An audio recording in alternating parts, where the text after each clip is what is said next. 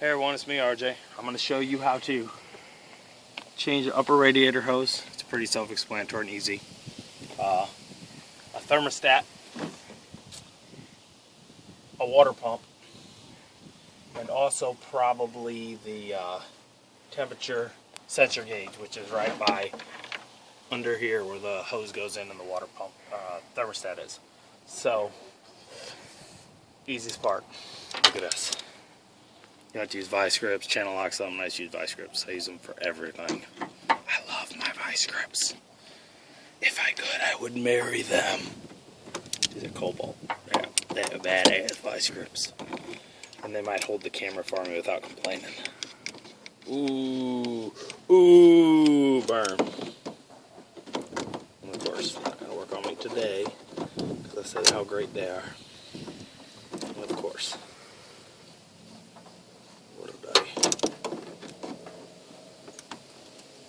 So, pretty simple. Squeeze, move. It's like 28 degrees out here, so this sucks. Major balls. I like major balls.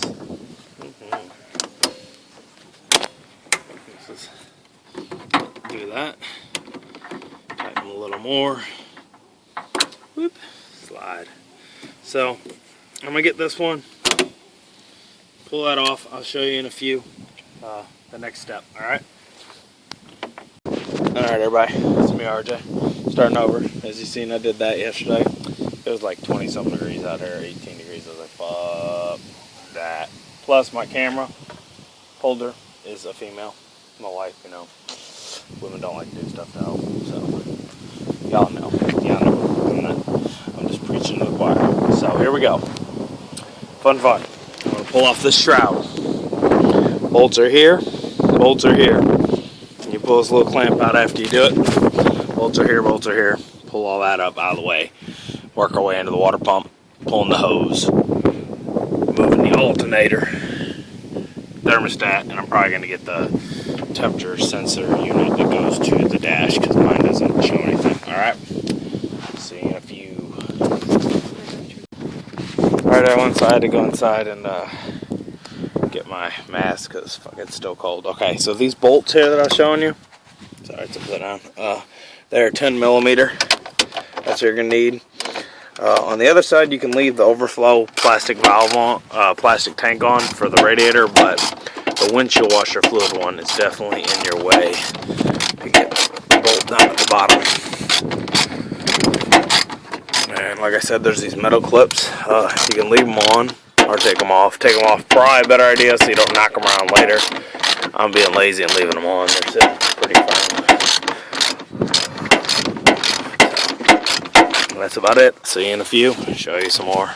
Oh, and you will have to take that hose off of there to get to that top one easier. You don't have to, but it made it a lot easier. Alright. Alright, everybody. Back. Forgot little things. When you remove those bolts, this fan trot has to come with the whole fan, so you're going to have to get to that.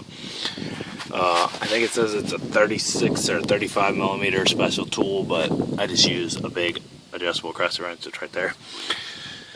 To get that, you're going to have to get this belt off, the whole servicing belt. It's a pulley right here. Okay, and here's how it works. So I'm going to show you. You just put a socket wrench on, and with the belt on and everything, see it moves the whole system. It's a tensioner pulley, so you can see it's got its all its mechanics right there. So you pull that, you get the belt off, and then you can lock onto that pulley, this one down here that's shiny and rusty.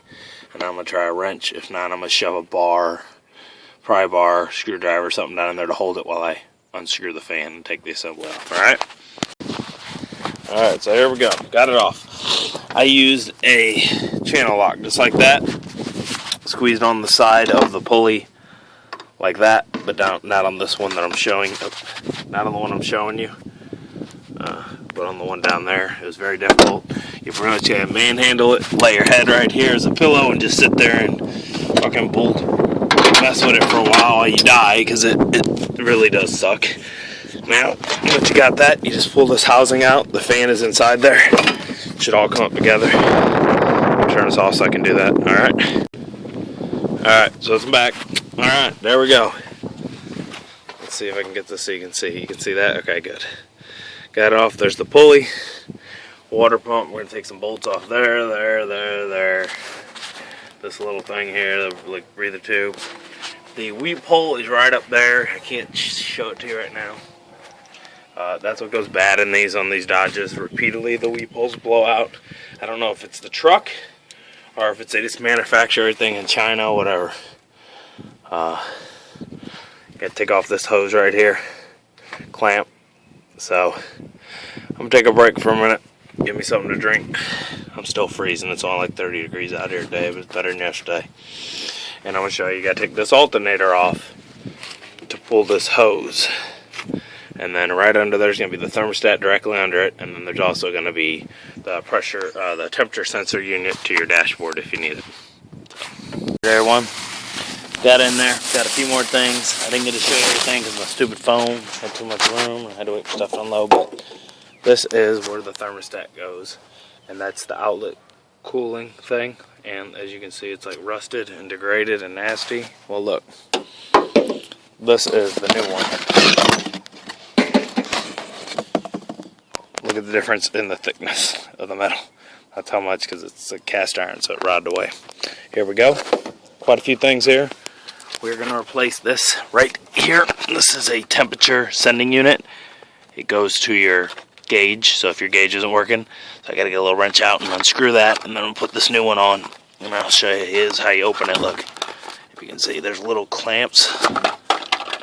See, right there. And right there, and it just looks like that inside, and it comes off. Alright, I pulled the water pump, all those 6 bolts I was telling you. You're going to want to use like a channel locks to get this one unhooked. This you got to wiggle and get out because there's an O-ring right here when you replace it. See that? And you did that right there, like I said. And then this hose is kind of a pain in the ass to get off too. To get it off, channel locks, something like that to squeeze it. You want to flush this area, and then I took a green scouring pad over all this. You see, you want to get all that old gasket off and red sealant. Okay? And as I showed you, I was pulling the alternator. I was going to pull the alternator. You pull the alternator, you pull this so you can pull the alternator. It's over here now, see? I just moved out of the way because you got to take off this bracket, from this wire from up here, which is the grounding wire. With a little bolt. There's a bolt that goes through here, and on the back side you have to hold it. This one here you don't have to. They were both 12 millimeter, I believe, and then the ones for the thermostat housing were 13. So, alright, be back. Alright, everybody, here we go. You may have to do this too. This is just what works, happens to me, not everybody, but as I get into things, other things are broken already, or I break them. I replaced the temperature sending unit sensor right there, and this is the temperature. This goes to your dashboard. This one is the temperature sensor, engine sensor, and it goes to your CPU to let it. So, you gotta regulate it and set off your warning lights, whatever. So, it goes right back in there by the thermostat. And you need a 1/2-inch socket. I don't know if this one's gonna work. Be better for a longer one. Or a wrench. It looks like it's gonna be hand high. And then a 1/2-inch wrench to turn it. So, see you in a few. Alright. Took a long time doing it with an open wrench, so there it is. Thermostat. On most things it's facing up like that with the opening. But remember when you take yours off, I'm sure if you're doing my truck, this truck, of course, it's going to be that way, but you might be looking at it for some other vehicle. It's going to be like that. Sometimes they're sideways in engine blocks, so. But usually the way the flow is coming out of the engine is the bottom part with the spring, and then the opening, the needle and everything is up. Usually. Set that in there. Put some gasket sealant, seal around the thing. I'll be back. Getting back to this, so didn't think about showing you guys. Okay, I put the thing on. It came with its own in the box, but it's like way bigger and pretty flimsy, cheap type gasket, like paper. So I got the other one that they have. Pretty much fits right on. I got this, the Permatex water pump and thermostat housing. It's just RTV gasket sealant. And I didn't show you, but I spread it lightly, but evenly but smoothly around the whole area. Hold the gasket on. And I can't really show you, but I'm going to do it on the other side too to help a little.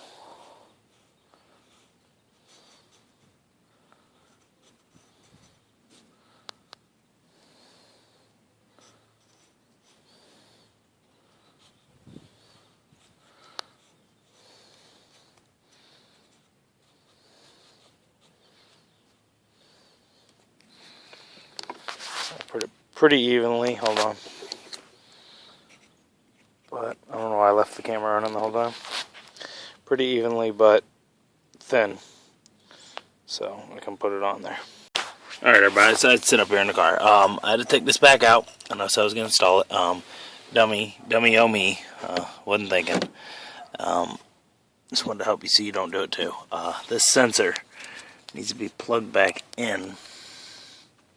This is a pain. They're really crappy built sensors. See those little crappy plugs? It needs to be plugged in before you put the thermostat in. You'll never be able to do it with it on. Alright, there we go. Alright, guys. See, the new sensors are too small, so it's just going to sit there. I don't know if it's going to work. I looked at the old ones, and they're the right ones and the right number, but they're just shorter, and they don't have... The other ones had these clips, as you can see. It came up and let it clip on. Well, the new ones just stop, I guess, to save plastic money. I don't know. They're not as long. Thought I would break out the plastic on the inside that helps guide it, but so it would slide all the way down, but that could be a bad thing too. So I'm going to leave this, see what it does. Hopefully I don't have to come back in here and mess with it. My temperature gauge, dash gauge didn't work anyway, so it's not like it'll make that big of a difference. It hasn't worked in forever. So there we go. Coolant outlet reservoir, thermostat's inside, and their sensor's on. Gotta do the other one. Here we go again. Next hose is on right there. Screwdriver, flathead. Try to make sure it's pointing out for you to get back to it again, because mine wasn't originally. I had to like twist it. Yeah. Alright, everybody. It's back on. There's a little heat shield. It doesn't do much. Back on. Use some spit. On that one, you're gonna want to put your hose. Big fat one in water if it's cold out. You probably do it anytime. It makes it it's rubber, so it makes it pliable and force that fucker on quick. Put your clamp down here instead of trying to put it on, because you won't be able to push it through this metal plate up here. So put it down there. Okay, and be careful, because my alternator fell and pulled out one of the sensors, and I had to try. I'm like, I'm not taking this fucker apart, so I had to force it back on, like around reaching. It's hard. If you got fat hands, you're really fucked. I kind of do, but I have short fingers. My hands aren't that fat. If you got long fingers, you might be okay, especially if your hands are skinny like a girl. Like a girl. Shitty sensors. They wouldn't have came out if they were clipped better, but oh well. On. Alright, on. Gonna put that alternator back on. We got this wire back here that goes on the back by a 1/2-inch bolt. It's right there. And then we have this up here, which is the ground wire, which is over here. So I'm gonna do it. Okay, everybody, got everything back in. I don't know if I got all the steps showing you, but here's the deal. When you're putting these back in, the water pump, I don't know if you'll have the problem I had, but I ended up putting the short bolt here. I don't think that was the one that was there. I think the long one was, but it wouldn't go back in. See, it was scouring up my pulley from that washer because it was too tight of a fit. I don't think my old pulley was that tight, like big. I think they made it a little more round. If you have problems, you can take this pulley off all the way to help get to that, but it's a pain. So remember which bolts that came out. There's 1, 2, 3, 4, 5, 6. Remember which ones go where, because 4 should be long and 2 should be short. Okay? Get the alternator back in like we showed you. Here's the bolt. That's just a regular short one. You want to reconnect this ground wire right here. You want to reconnect this ground wire.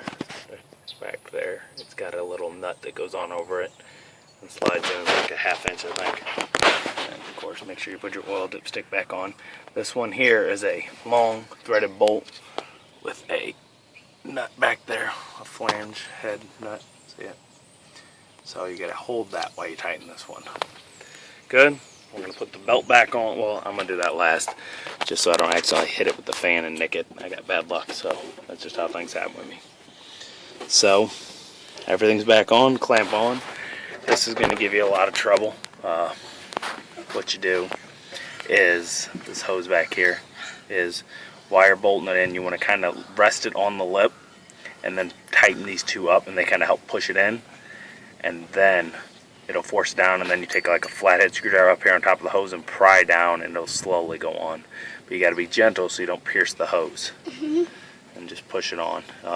Today it's warmer, so I could have done it better, but it was freezing the other day. So what you have to do, this hose up top when you put it back on, is heat it up in water and run it back out and push it on quick. This one should be okay. If you could probably bring a hairdryer out and heat this one up to help get it on easier. The one down here on the water pump. But you can't take it off unless you want to take off the air conditioner housing and replace that whole hose and everything. Fun. Here we go. I'm going to put the fan back on with the shroud, insert them together. You got to put the shroud in and then put the fan down and lower it, and then hand tighten as much as you can, then 35mm wrench or a giant crescent wrench, which is what I use, my 12-inch crescent wrench. And I'm going to use a channel lock to hold the side of this pulley like that, to pinch it, to hold it so I can tighten it, because this one's got bigger holes actually on this pulley, so I might just shove a small screwdriver through there and lock it in. Cool. See you in a few. Get down, Carl. Alright everybody, it's me. So we're running. Had a few problems here and there, but we got it. So running a lot smoother. As you can see, I have this thing here. It only leaks in the very beginning. A little crack right when I bought the radiator. Not too long it came, and I didn't feel like taking it back off and taking it to that place. But right there, it only leaks right at the beginning, as you can see. Once it heats up, it stops. Everything's running smooth. My gauge, I don't know if you can see it, but yeah, see, the temperature gauge is now working. It's never worked, and wow, this angle with the camera, it looks dirty in there. You can't see it with your eyes, but I need to clean that. So 200 degrees. Kicking in my heat. It doesn't really kick in very great, but I don't know if I have enough coolant. I only put 1 gallon coolant in 1 of water. I got a leak right there. Those two hoses together, I'm probably going to replace this hose to the heater core. Flush it out then, maybe you can see it. So, alright.